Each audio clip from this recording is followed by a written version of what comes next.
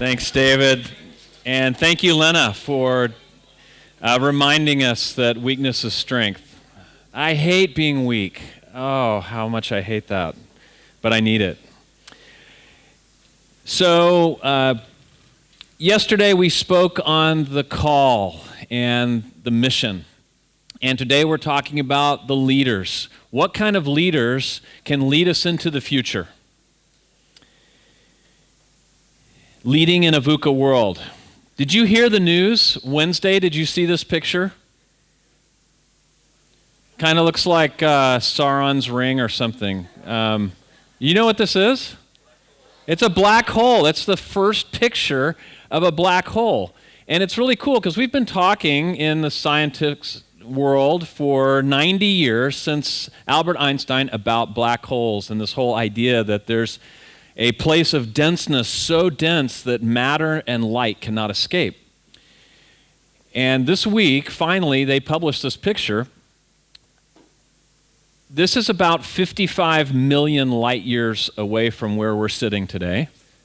That's a ways. And the interesting thing is, you could not take this picture even with an iPhone 10. It defies visualization through any kind of traditional lens. And so the way this was made, did you read about it, was through a network of radio telescopes all over the planet.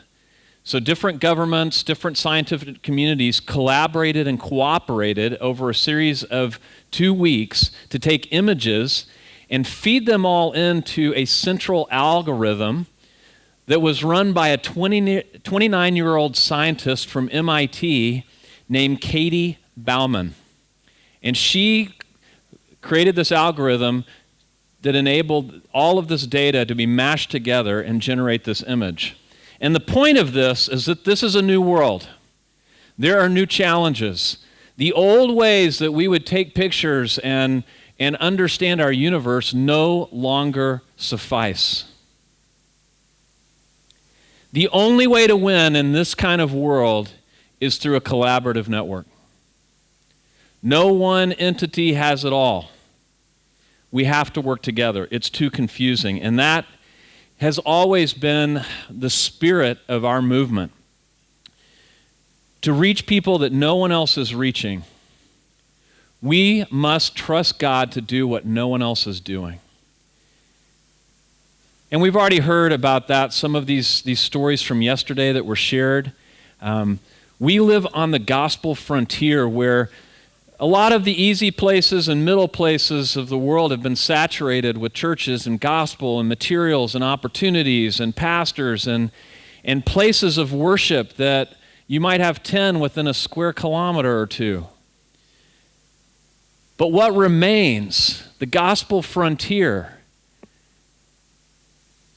is people in rural areas, people in hard to reach places, people on the 40th floor in an apartment building in downtown Bangalore that are just in the shadow of the gospel.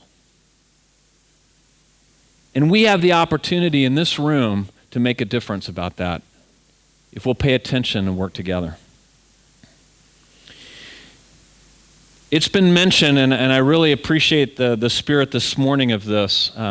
There's a book by Ronald Rolheiser called Sacred Fire, and he's talking about arrows. Yesterday we talked about entrusting to the next generation.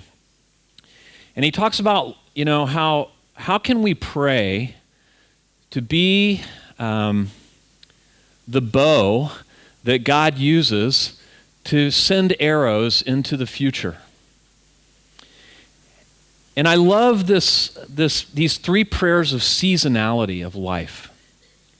He talks about how all of us come in a spirit of surrender, or we can come in a spirit of surrender, to say, Lord, I am your bow.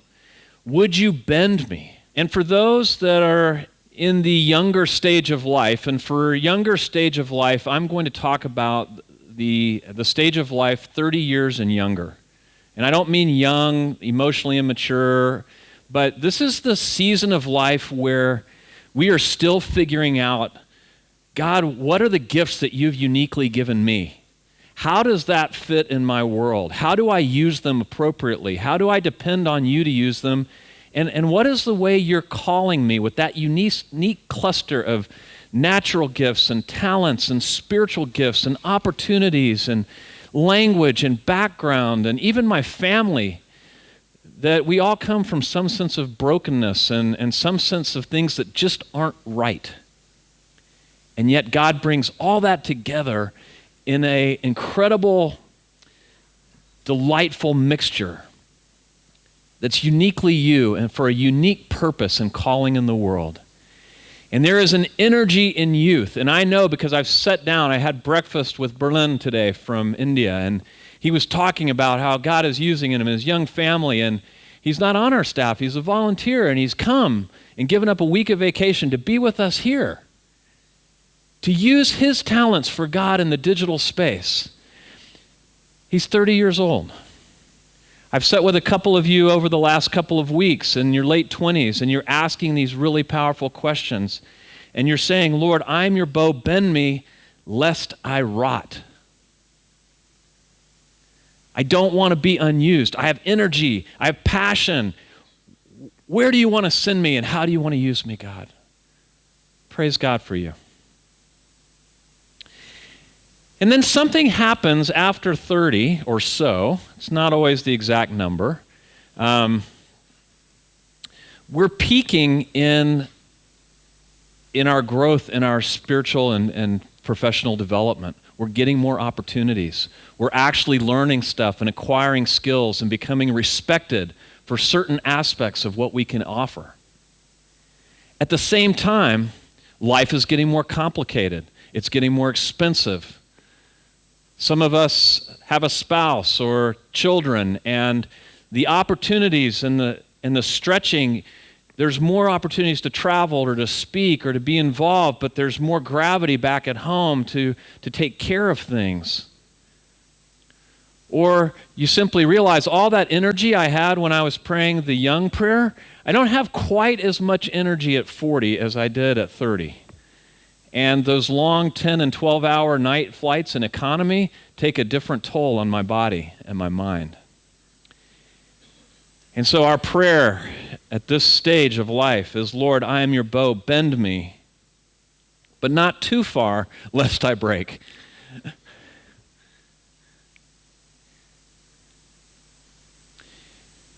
And then there comes a phase that some of us are in, and I would include myself and my wife Ann in this, where we've raised, we've done the dogs, we've done the kids, we've done the minivans, we've done all the stuff, and our kids are out and they're grown and they're walking with God, praise God, and they're doing their own journey now.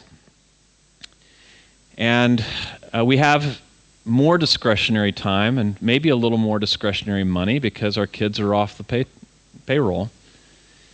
And we say, what do we do now? How do we offer ourselves completely and fully? And it's a sweet prayer. Lord, I am your bow. Bend me. And if I break, I break. It's okay. Because we know we've invested in what's most valuable already. And we can freely offer ourselves at a different level. There's no one stage that's better or worse, but this is part of the journey all of us are on together. And what a sweet journey. And as we thank you for putting your age as you came in, there are over, I think, 110 of us here. And our average age is 40 years old. So we're right in that sweet spot of this journey. And it's really cool to see the distribution of talent and energy. And I just am so excited for what we're learning together. And so, as we face a VUCA world, what is a VUCA world? And how do we lead as an extended collaborative network in these various phases of life together? VUCA, VUCA, is an acronym that was developed by the U.S. military about 20 to 25 years ago for their war college. And it was an attempt to describe the environment that the strongest, most well-funded, well-trained, and well-equipped technological military in the world couldn't beat networks of terrorists that were making bombs in their homes. They said this is no longer conventional war.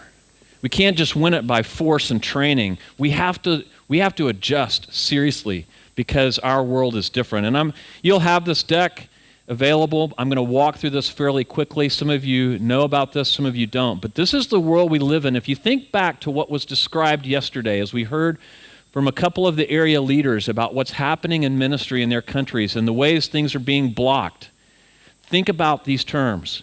Volatility. The nature, speed, volume, and magnitude of change does not come in predictable cycles or patterns. Uncertainty.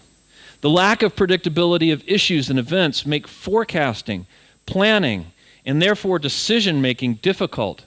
Recently, I saw a request for a 3-year strategic plan with an itemized line-on-line budget for ministry and digital. Seriously. I pray with some peers in Orlando, guys that run businesses, a president, CEO of his own company. I get to talk with some of our major donors. Do you know what they say? They say, a few years ago, I used to plan in 2 years. I'm lucky now in a business setting if I can plan in 2-week increments. The environment, the regulations, the rules, the import fees and taxes are changing so fast, I can barely keep a profit and pay my employees. So don't be surprised if you feel that way. It's not the same world that we used to live in. Complexity. There are numerous causes behind problems, both inside and outside the organization, hindering good decision-making. Ambiguity. There's a lack of clarity about the meaning of events and the relative importance of successes or failures. Sometimes all the big trends in the world are interesting, but they don't really matter, but it's the small decision or the small policy that went into play in your country recently that really changes and creates a new decision fork that you have to be walking and aware in the power of the Spirit to really decide, do we do this or not? And the implications of that decision, we can't see them now, but the Lord knows what they may play out to be in 2 weeks or 2 years. We just have to be faithful and make the best decision we can at the time. But sitting still and being passive and being afraid and wondering when is all the information going to come in isn't going to work. That's no longer an option. We've got to move. So, around your table in 90 seconds, state briefly what's one way that you have personally experienced a VUCA environment.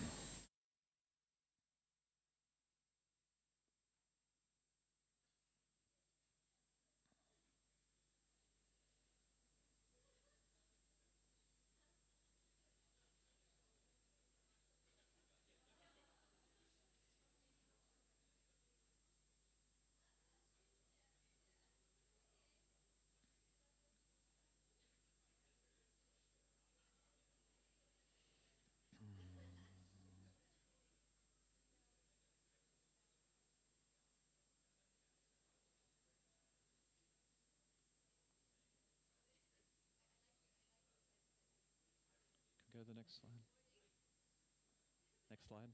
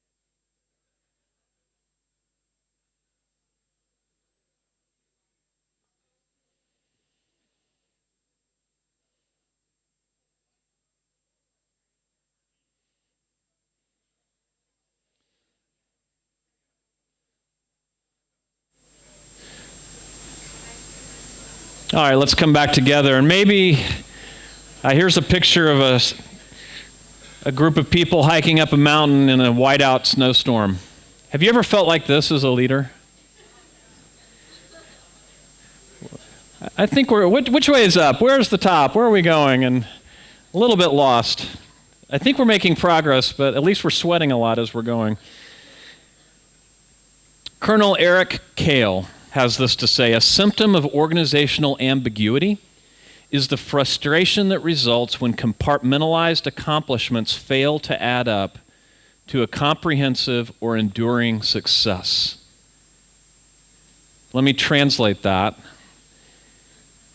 You're working as hard as you can and you think you saw success in something, but you have no idea, does that matter or not in the big picture? Because things feel very disconnected. And a lot of times we look and we say, oh, that's a silo thing. I don't think it's as much of a silo thing.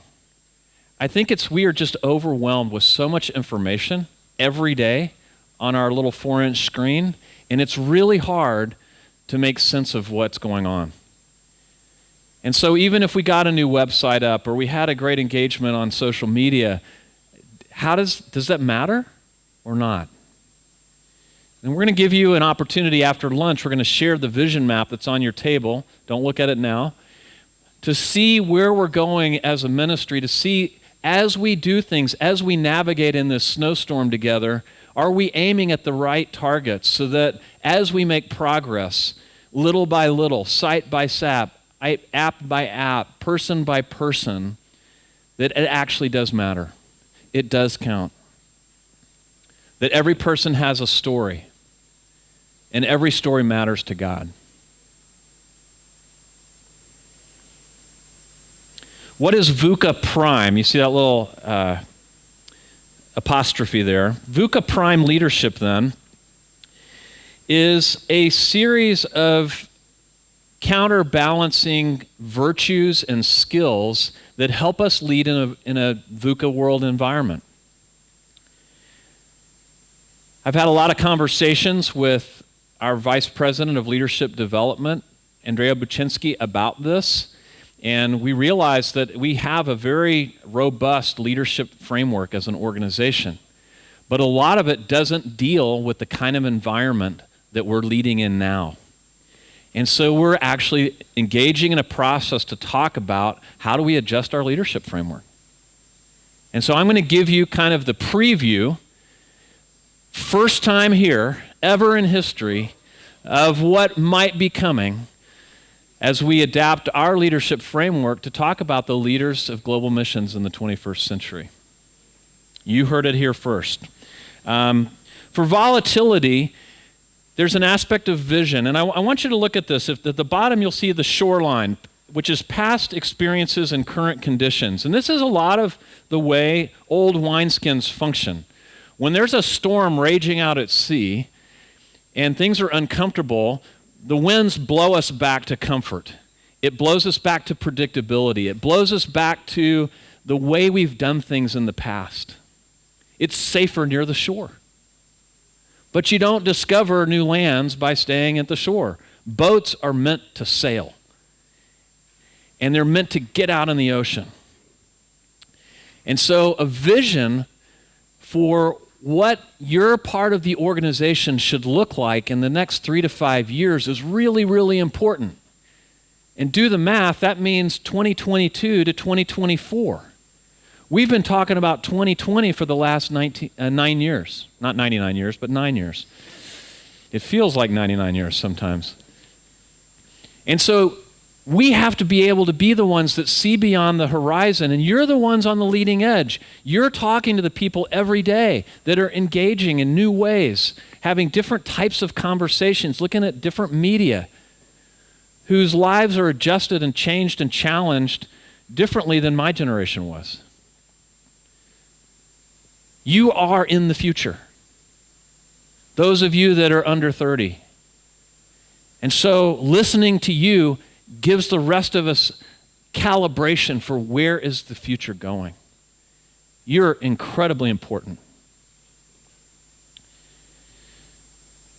When there's uncertainty, understanding's really important.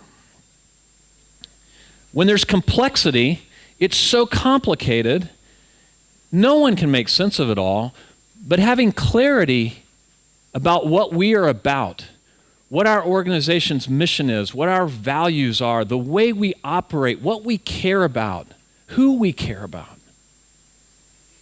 It doesn't answer all the questions. It's not the same as certainty. It's not dogmatism. That's old wineskin. It's where everything is rigid. No, but it's clear. And that you have a personal conviction and a confidence about what that clarity is, about who you are and who we are and how we work together to bring God's glory into a broken world. And where there's ambiguity, we need agility. We need to be able to be flexible. That was part of the problem with old wineskins. They're not flexible. As soon as too much pressure is applied, Jesus said they burst and everything's ruined. We have to be more flexible and agile. So what does that look like? Let's look at some of these ideas played out. Vision or leaders with a clear vision of where they want their organizations to be in 3 to 5 years. You can better weather the volatile environment. Understanding, you take the time to stop, to look, to listen. Tomorrow we're having Sabbath. Sabbath as a regular behavior is this time where all the dust and lint and pieces and ideas can just fall to the ground and let it rest. And a lot of times it's in the shower or in the gym or on a run or on a walk or during a nap when the Lord knits those pieces together and goes, you go, aha, that's what that is all about. Clarity.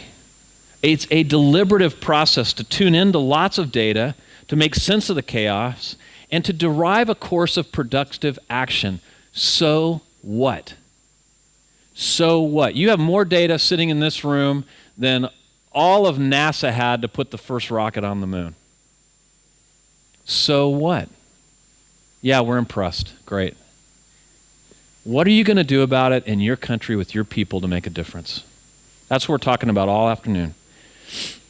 Agility, the ability to communicate across the organization and move quickly and apply decisions.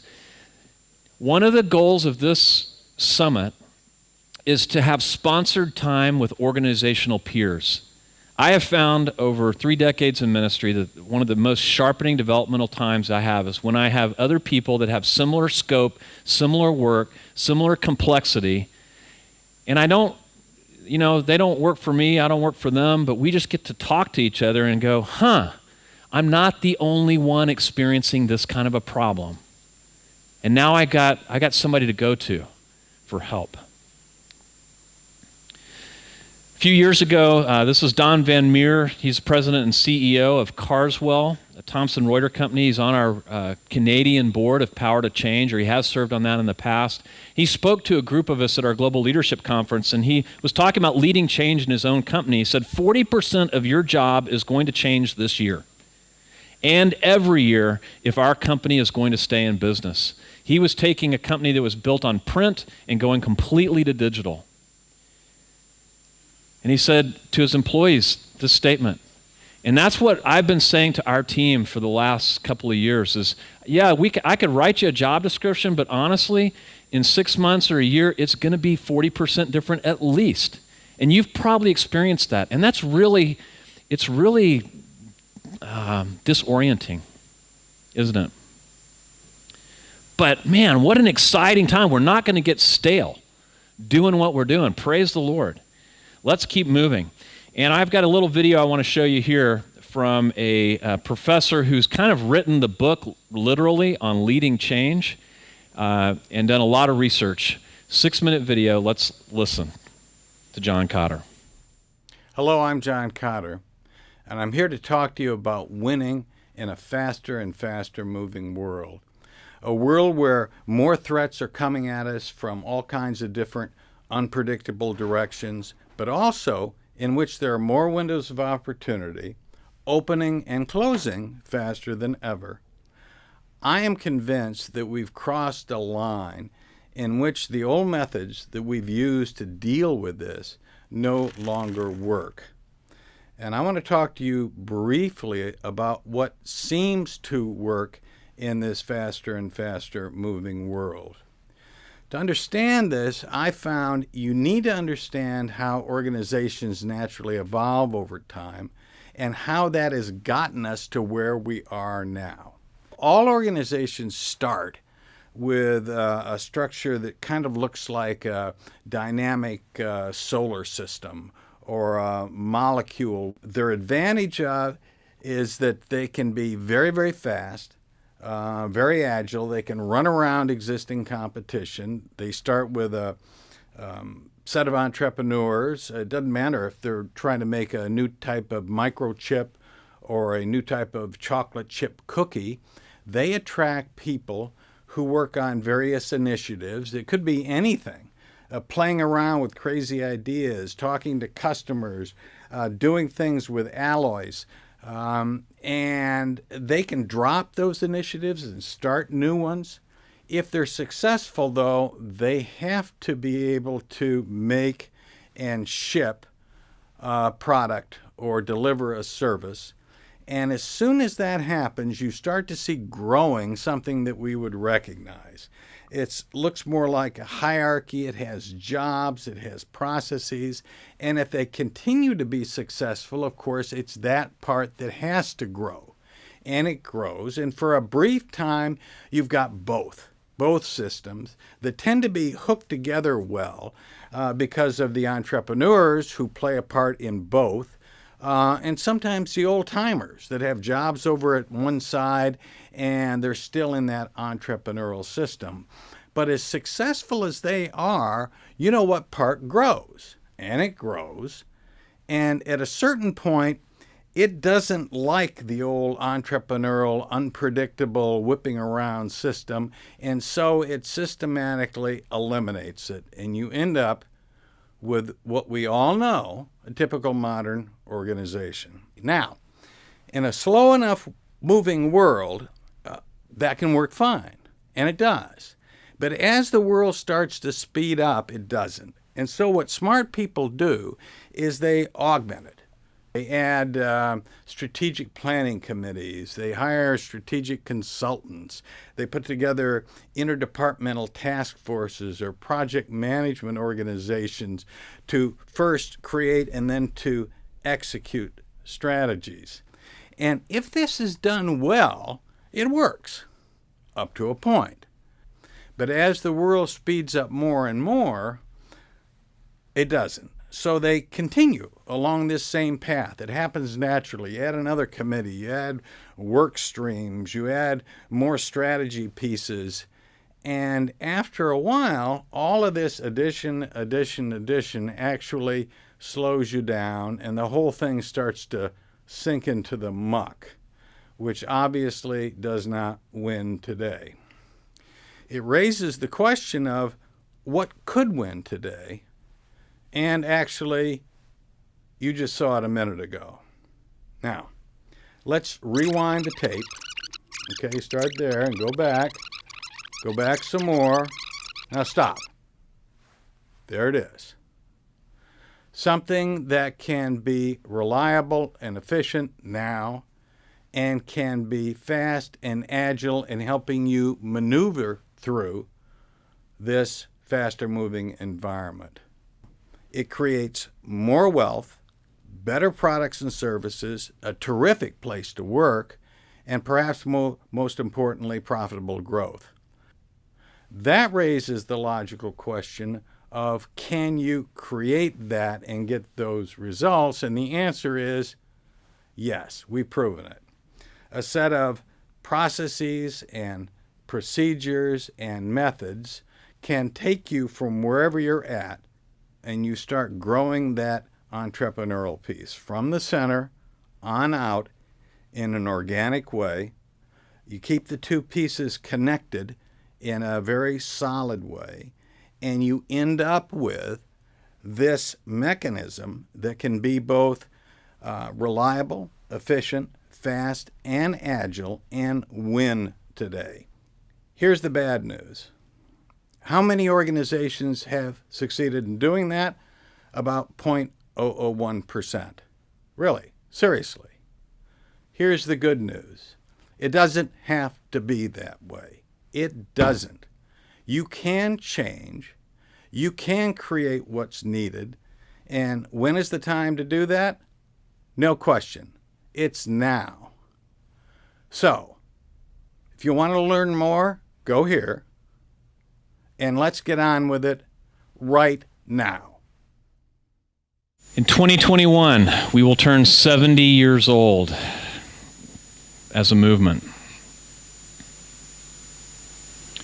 There are a lot of companies in my home country that are around that range that have been the successful winners that have gone out of business in 2017, 2018, and 2019. I could name them. I could name 24 right now of the most famous brands. They're shutting their doors because they can't keep up. They can't make a profit anymore. We don't want to be that. None of us want to be that. It is time. This is the place. This is the week. We are the people. We are talking about what is beyond us. So, in 1 minute, with 1 or 2 word ideas, what kind of character, what kind of heart does a leader have to win in a VUCA environment? Just name them around your table, very briefly.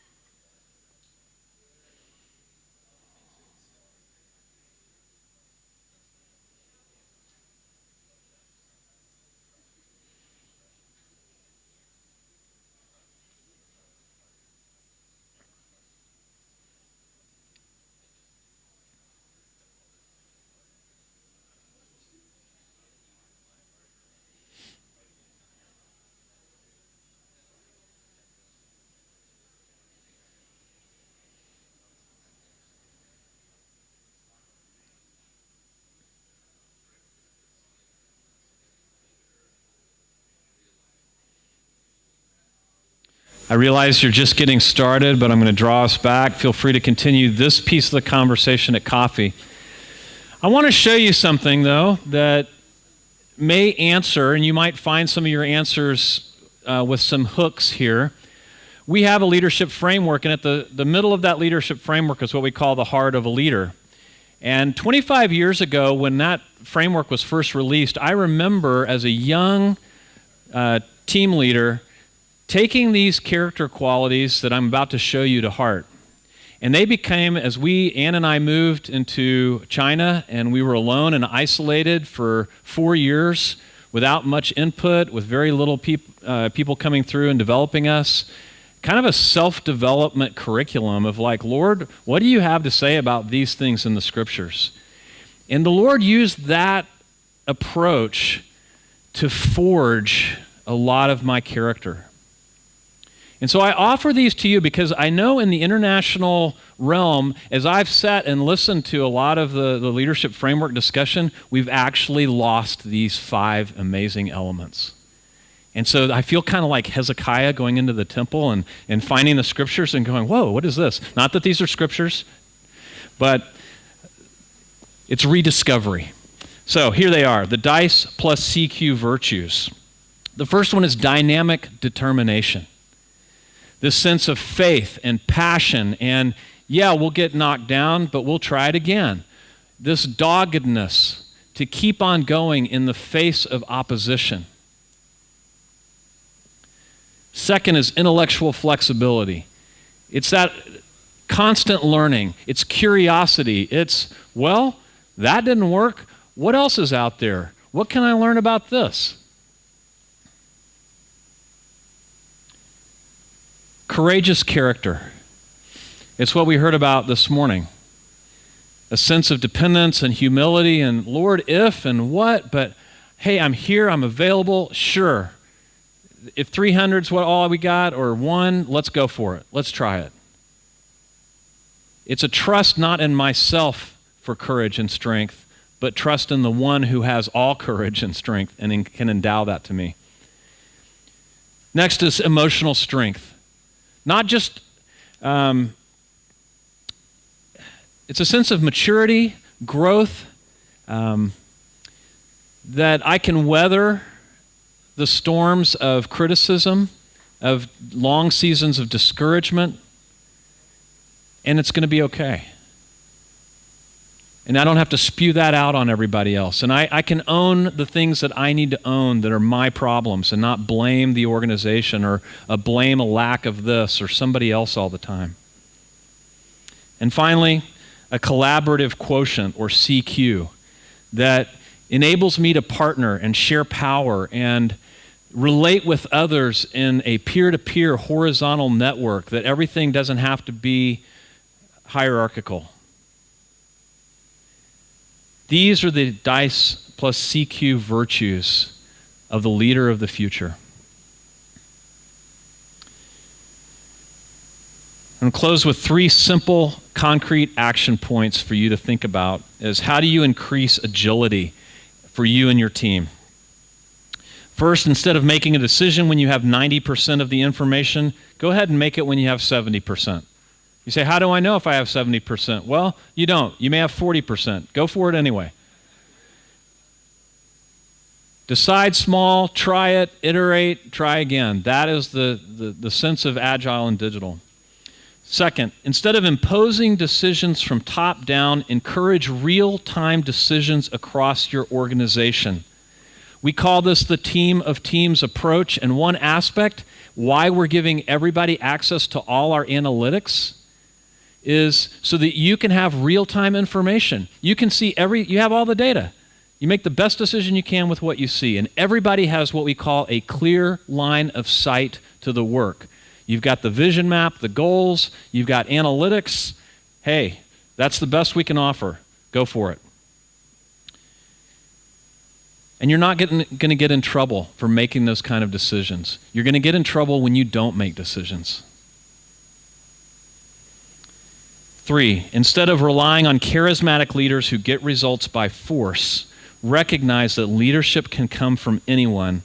It's earned, not appointed. If I can sum up that slide in 3 words, action brings clarity. In a VUCA world of a crazy snowstorm of all kinds of information, action brings clarity. Take a step of faith. Watch God show up and go, wow, we're here now. Now we've got to go back this way. Or, hey, we're here now and we're further than we thought and we can keep going. Action brings clarity. And above all, know that you are not alone. We are on this journey together. Thank you for your leadership. Thanks for your time. God bless you as you lead in a VUCA world. Amen.